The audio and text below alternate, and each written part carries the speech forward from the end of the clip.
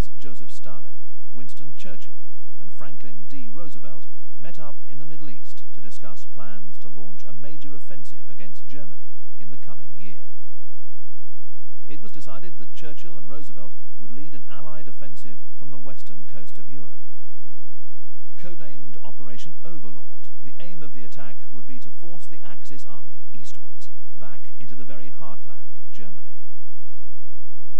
Similarly, Stalin promised to launch his own offensive to coincide with the Allied invasion. Operation Bagration, as it was known, was eventually launched on the 22nd of June 1944, the third anniversary of Hitler's invasion of Russia. The armed force consisted of 1,700,000 Soviet troops, supported by 6,000 aircraft, 24,000 artillery pieces, and nearly 3,000 tanks.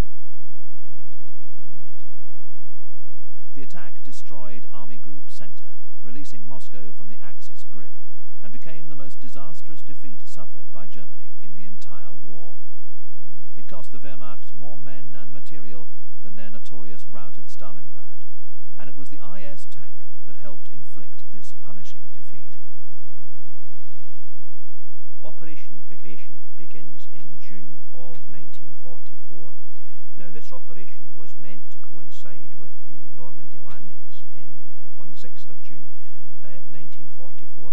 In reality, the ever-cautious Stalin held those operations back for a couple of weeks just to see how the Allies were going to get on in Normandy before he actually committed his forces. But towards the end of June, they do launch this massive series of offensives, in fact 9 separate offensives, with the massive use of armour, Russian heavy tanks, with great dramatic effect.